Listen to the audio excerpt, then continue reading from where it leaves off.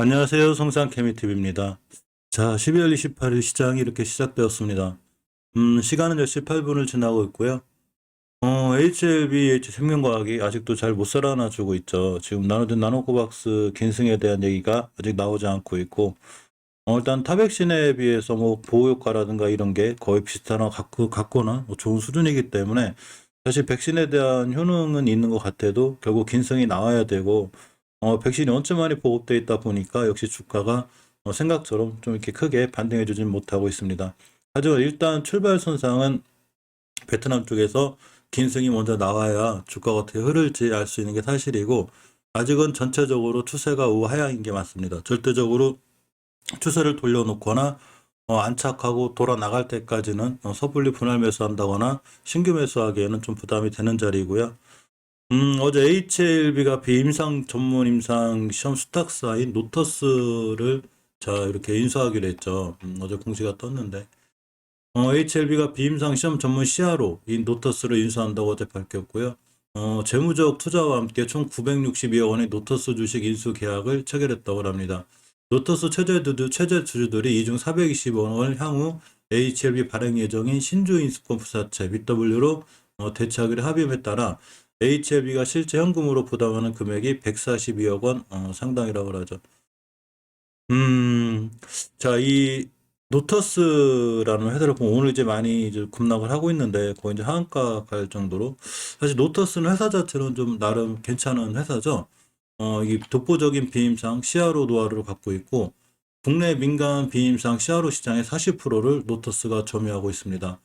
예전 기사인데 로터스가 총 올해 1분기에만 226건의 동물 실험을 수행했고, 지난 동물 실험 건수가 2016년 290건, 2017년 389건, 2018년 450건 등으로 해마다 이렇게 빠른 증가세를 보이고, 역시 고객사들도 많이 늘어나고 있죠. 지금 15년도에 48개, 16년도에 76개, 17년도에 106개, 18년도에 121개 이렇게 이제 많이 이제 이런 면도 굉장히 좋아지고 있고, 또한 전체적으로 시총을 좀 보면 2,300억 정도 돼요. 시총이 2,300억, 코스닥엔 439입니다.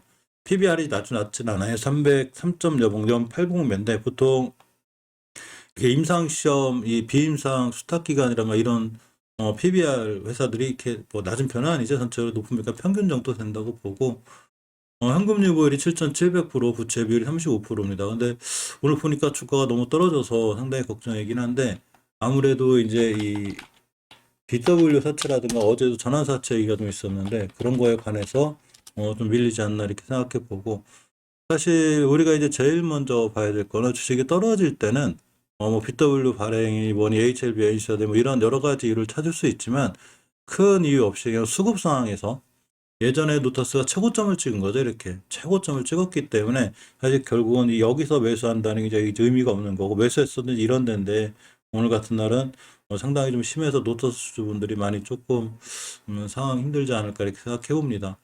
거의 24%대 대량 거래가 이제 터지면서 밀리기 때문에 조금 추세나 흐름이 앞으로 더 급락한다거나 이렇게 되고 옆으로 가거나 뭐 아니면 이제 많이 떨어지는 좀 이런 상황까지 될 수 있는 게 조금 근심스러운 상황이고, 일단 HLB가 인수하기로 했는데 HLB 같은 경우에는 많이 떨어지진 않아도 추세는 전체적으로 하향해 있죠.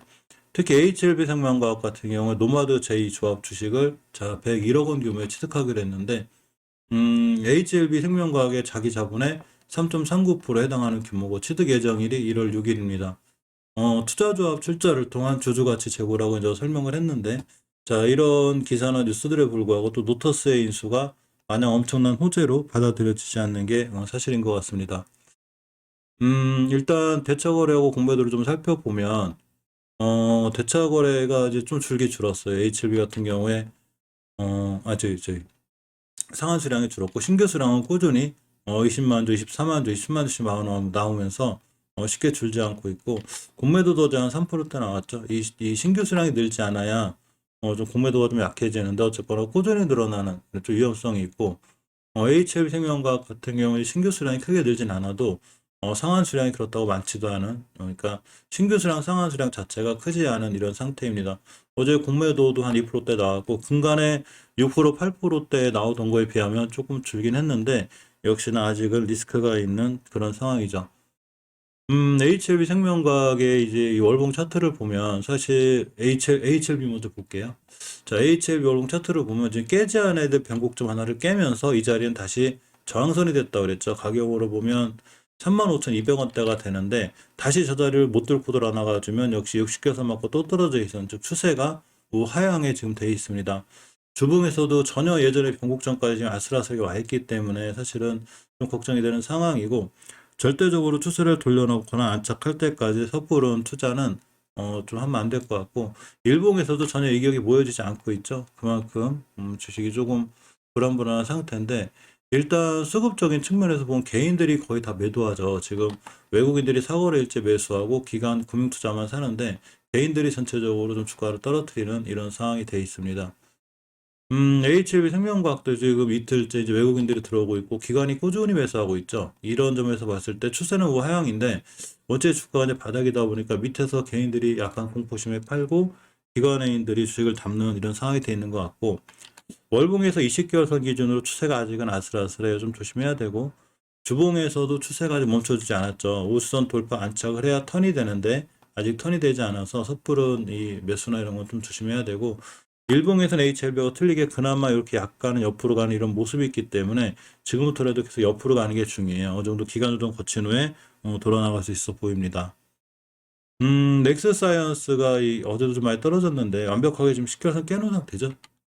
이 친구는 어제 급하게 올라왔기 때문에 순간 저 5개월선까지는 반등할 수 있다고 그랬죠. 그럴 때 다시 밀릴 수 있는 거고 주봉에서 지금 우주선을 이탈해 놓은 상태이기 때문에 약간 추가 하락의 가능성도 배제할 수는 없어요. 따라서 이 우주선에 대한 변곡점 가격이 하나가 있는데 이렇게가 되죠. 가격으로 보면 18,000원대가 되고 딱 지금 여기 와 있습니다. 이거 깨면 다시 한번 밑으로 출렁 흔들릴 수 있어서 철저하게 좀 경계해야 대응해야 되고 일단 241선 기준으로 잘 지켜주고 있기 때문에 심하게 밀렸을 때 241선 밑으로 밀리게 되면 아주 크게 밀려요. 이런 형태가 되기 때문에 굉장히 엑스사이언스는 조심해서 대응해야 되는 게 맞습니다. 자, HLB 제약도 마찬가지로 월봉에서 제가 추세가 깨졌다고 그랬죠. 이렇게 20개선을 깨면서 계속 우하향의 길을 걷고 있는데 역시 다시 20개선을 못 돌려주면 더 밀릴 수 있으니까 HLB 제약도 좀 섣불리 매수한다거나 이렇게 하면 안 되고 주봉에서도 전체적으로 우주선을 한 번 더 돌파해주고 더 밀리고 있죠. 상당히 위험한 상황까지 와 있습니다.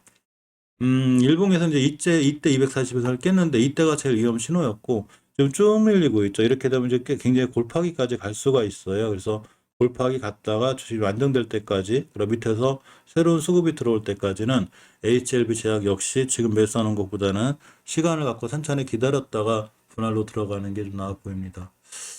HLB 테라퓨틱스도 좀 많이 밀리고 있죠. 월봉에서 5개월선 근처에 잘 붙어 있는데 요거 깨면 크게 밀려 있어서 잘 봐야 되고 5개월선 가격이 정확히 14,200원이면 차차 깨놓은 상태예요. 그만큼 조심스럽게 대응해야 되는데 주봉에서 이 중기적인 추세는 20선을 깨지 않아야 되는데 물론 오늘이 화요일이라 꼬리 달고 올려놓을 수 있기도 하지만 일단 깼을 때는 대응해야 돼요. 매도했다가 다음에 추세 돌려올 때 매수하든가 이렇게 해야 되고 다시 돌려놓은 매수를 다시 한다 하더라도 지금은 일단 대응하는 게 맞고 일봉에서 일단 박스권에 있어요. 13,000원부터 이렇게 17,000, 18,000원까지가 심하게 밀리면 13,000원대까지도 올 수 있는 이런 기술적인 차트를 갖고 있습니다. HLB 파워 같은 경우에는 제가 20개월 선 깨지 않는 선상에서 보면 괜찮다고 그랬죠. 이렇게 보면 딱 붙어 있는데 이런 20개월 선 자리를 깨지 않는 게 중요하고 아직은 잘 붙어 있고 이 HLB 파워는 항상 제가 말씀드렸듯이 1,500원 초반에서 매수 깨면 바로 손절, 1,500원만 왔었죠. 요 깨면 바로 손절하고 이 근처에서 매수를 해서 쭉 들고 있으면 추후에 아마 좋아지지 않을까 싶은데 어디까지나 제 개인적인 판단이기 때문에 모든 투자에 대한 판단 책임 본인에게 있고 거꾸로 1,500원대를 깨게 되면 반드시 손절해야 돼요. 그냥 쭉 무너질 수 있으니까 이 가격이 20개월선을 깨는 자리이기 때문에 그래요. 그래서 그 점은 좀 조심해야 되고 자, 넥스사이언스의 이 투자자금의 동향을 잠깐 안 봤는데 일단 외국인들이 좀 매수를 해주고 있죠. 아무리 외국인들이 매수를 해주고 있다 하더라도 결국 추세를 일탈할 때는 무조건 조심해야 되고요. HLB 제약 같은 경우에 보면 역시 외국인이 매수해주고 있는데 역시 매수와 상관없이 자리와 이탈, 추세를 깼기 때문에 하나 조심스럽게 보고 대응하는 게 맞습니다.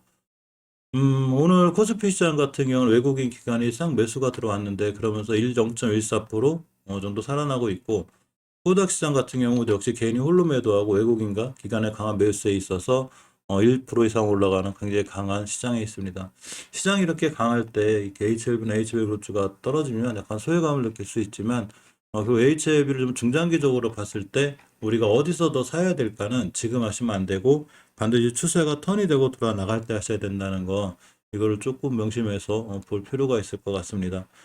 오늘 어쨌거나 좀 반등해져서 잘 올라갔으면 좋겠고요. 특히 노터스가 좀 반등해졌으면 좋겠는데 상당히 밀려서 걱정이네요. 자, HB 주주 여러분들 힘내시고요. 오늘도 성공 투자, 좋은 투자 하시기 바랍니다. 감사합니다.